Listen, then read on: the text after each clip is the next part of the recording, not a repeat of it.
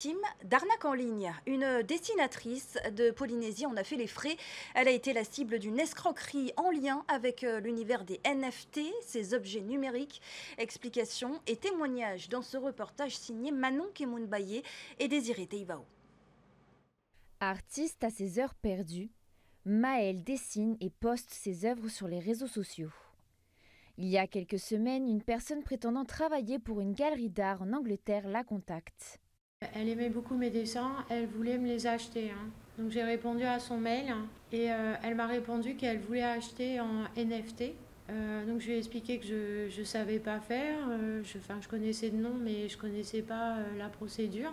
Et du coup on a basculé sur WhatsApp et elle m'a guidée pas à pas pour monter mon portefeuille électronique, l'alimenter, acheter des Ethereum et monter mon œuvre sur une plateforme qui s'appelle Art Safe Trade.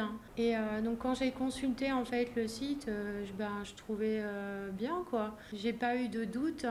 Une NFT est un actif numérique fonctionnant sur la blockchain comme les crypto-monnaies. Si certains artistes du Fénois sont adeptes à la technique, elle reste encore floue pour beaucoup. Lorsque Maëlle doit débourser plus de 30 000 francs pacifiques pour créer son NFT, elle ne réalise pas tout de suite qu'elle est en train de se faire avoir. Et là où j'ai commencé à douter, c'est quand j'ai monté une première œuvre et qu'elle m'a dit ah mais il faut en monter 5 pour que je puisse acheter. Donc là j'ai contacté la DGEN qui m'a répondu que c'était pas dans leur mission et qui m'a réorienté vers Helmut Banner.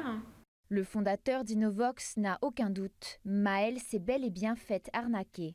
C'est-à-dire que autant si vous débutez dans le secteur, évidemment, et c'est normal, on est tous passés par là, il y a de la finance, il y a de la technologie, il y a des mots compliqués, il y a des anglicismes, c'est pas simple. Par contre, pour un spécialiste ou juste quelqu'un d'un un petit peu solide sur le domaine, 99,9% des arnaques sautent aux yeux immédiatement. Monsieur Peuillot est avocat dans le numérique. Il reçoit de plus en plus de clients victimes d'arnaques en ligne. Je pense que le premier réflexe que toute personne devrait avoir, quel que soit le projet, que ce soit un projet numérique, NFT ou un projet immobilier ou quel qu'il soit, c'est d'abord se renseigner. Qui me contacte? Qui est-ce? Est-ce que cette personne existe? Où elle se situe? Localement, en métropole, à l'étranger? Ensuite, leur référence. Qu'ont-ils fait par le passé? Si c'est une galerie qui se prétend être galerie, qui a fait exposer ou vendre ou fait la promotion de nombreuses œuvres, à ce moment-là, il faut se demander où ils sont immatriculés, est-ce qu'ils existent, comment ça fonctionne, quels artistes ont été valorisés. Quel que soit le projet, que ce soit un projet réel ou un projet qui se trouve être une arnaque, il ne faut pas hésiter à documenter tout ce que l'on fait, avoir des preuves. Et si vous êtes artiste et souhaitez vraiment vous lancer dans l'univers des NFT, une seule directive, bien se renseigner. L'excellente nouvelle, c'est qu'il est parfaitement possible de se former en autodidacte sur le sujet des NFT. Pour ce faire, on va aller consulter de bonnes sources d'informations sur Internet.